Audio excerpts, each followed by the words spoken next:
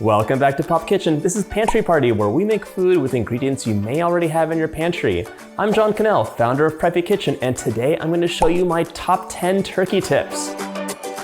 Tip number 1, you don't have to cook a whole turkey. A lot of us are having smaller gatherings this year, so do not feel that you have to have a giant turkey in your oven baking for hours and hours.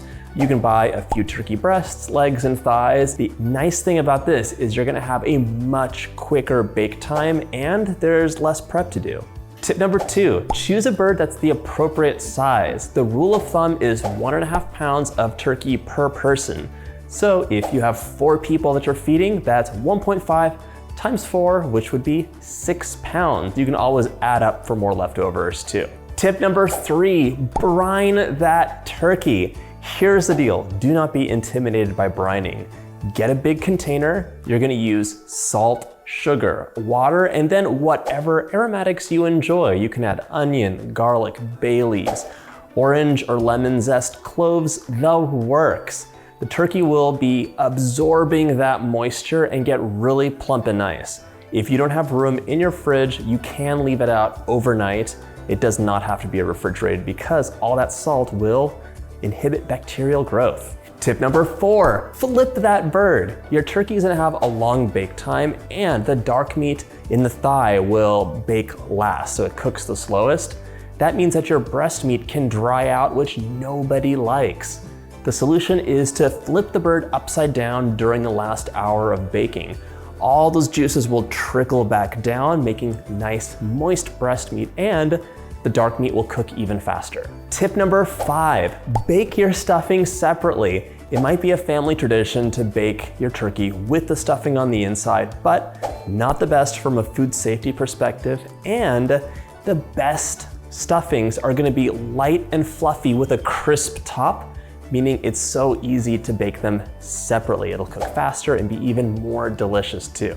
Tip number 6, truss that bird. All that means is you're using some kitchen twine to tie the legs together on your turkey and hold them close to the body.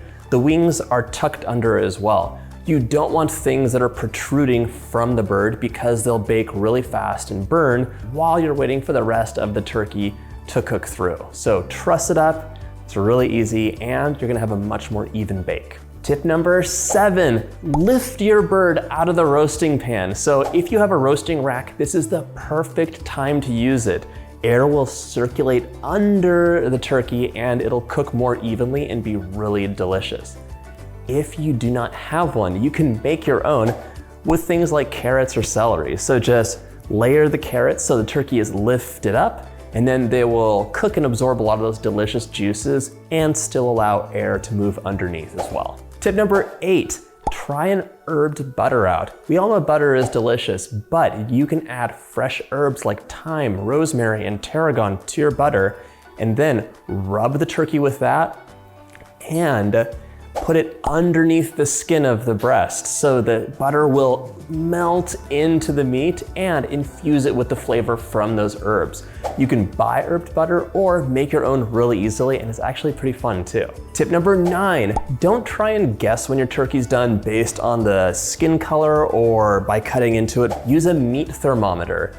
Your turkey should have an internal temperature of 165 Fahrenheit in the deepest part, so the part that's not gonna be cooking really fast. In turkeys, that'll be kind of like right here, so in the crook of the arm. Just make sure that your meat thermometer doesn't touch the bone because that will alter the reading. Tip number 10, give your turkey a rest. Don't cut into it right after it comes out of the oven. You wanna have it rest for at least 20 minutes so the juices can be redistributed and absorbed. If you cut into it right away, they'll all just bleed out and your meat will be dry. In addition, your turkey is finishing the cooking process as it cools down, so it's important to let it cool a bit first. I hope these tips helped prepare you for an easy, delicious holiday dinner, and let me know in the comments if you have some tips that I missed too. Don't forget to subscribe to Pop Kitchen for more videos like this, and happy Thanksgiving.